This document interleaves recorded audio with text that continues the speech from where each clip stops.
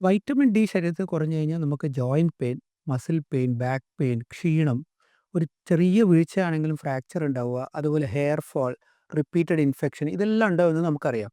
Blood test ചെയ്യുമ്പോൾ ഇന്ന് മിക്ക ആളുകളിലും വൈറ്റമിൻ ഡി ഡെഫിഷ്യൻസി കാണാറുണ്ട്. വൈറ്റമിൻ ഡിയുടെ ഒരു ഡെയിലി റിക്വയർമെൻറ്റ് എന്ന് പറയുന്നത് ഏതാണ്ട് 600 യൂണിറ്റ്സ് ആണ്. അപ്പോൾ ഈ റിക്വയർമെൻറ്റ് നമുക്ക് നാച്ചുറൽ സോഴ്സസ് വഴി എങ്ങനെ മീറ്റ് ചെയ്യാം? നമ്പർ 1, നമുക്കറിയാം വൈറ്റമിൻ ഡിയുടെ മേജർ സോഴ്സ് എന്ന് പറയുന്നത് സൺലൈറ്റ് ആണ്.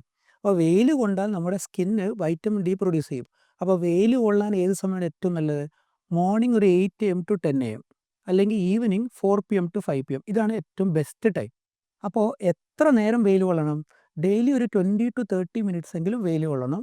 അത് ആഴ്ചയിൽ ഒരു 3 ടു 5 ടൈംസ് എങ്കിലും ചെയ്യണം. അതായത് 3 ടു 5 ഡേയ്സ് എങ്കിലും ചെയ്യണം. ഇനി മുഖം, കാല്, കൈ, ഈ 3 ഭാഗങ്ങൾ എക്സ്പോസ്ഡ് ആയിരിക്കണം വിത്തൗട്ട് സൺസ്ക്രീൻ. ഇത് പറയുമ്പോൾ, അതായത് വെയിൽ കൊള്ളണം എന്ന് പറയുമ്പോൾ എല്ലാവരും ചോദിക്കുന്ന ഒരു കാര്യമാണ്, വെയിൽ കൊള്ളാതെ ഫുഡിലൂടെ വൈറ്റമിൻ ഡി കിട്ടാൻ വകുപ്പുണ്ടോയെന്ന്. അപ്പോൾ ഏതൊക്കെ ഫുഡിലാണ് നാച്ചുറലായി വൈറ്റമിൻ ഡി ഉള്ളത്? ഒന്ന്, നമ്മുടെ മത്തി, അയല, ട്യൂണ ഇതുപോലുള്ള ഫാറ്റി ഫിഷ്. 2, എഗ് യോക്ക്, അതായത് മുട്ടയുടെ മഞ്ഞ. ഇപ്പോൾ പക്ഷെ പലരും കൊളസ്ട്രോളിനെ പേടിച്ച് മഞ്ഞ ഉപയോഗിക്കാറില്ല. അങ്ങനെ ചെയ്യുമ്പോൾ ഒരു പ്രശ്നം, നമുക്ക് പ്രോട്ടീൻസ് എഗ് വൈറ്റിൽ നിന്ന് കിട്ടും, പക്ഷേ വൈറ്റമിൻ ഡി മിസ്സാവും. ഇനി വെജിറ്റേറിയൻസ് ആണെങ്കിലുള്ള ഓപ്ഷനാണ് മഷ്റൂംസ്. ശരിക്കും പറഞ്ഞാൽ മഷ്റൂംസ് ആണ് വൈറ്റമിൻ ഡി കിട്ടുന്ന ഒരേ ഒരു പ്ലാന്റ് സോഴ്സ്. പക്ഷേ കടയിൽ പോയി മഷ്റൂം വാങ്ങി കുക്ക് ചെയ്ത് അതിൽ ആവശ്യത്തിനുള്ള വൈറ്റമിൻ ഡി ഉണ്ടാവില്ല.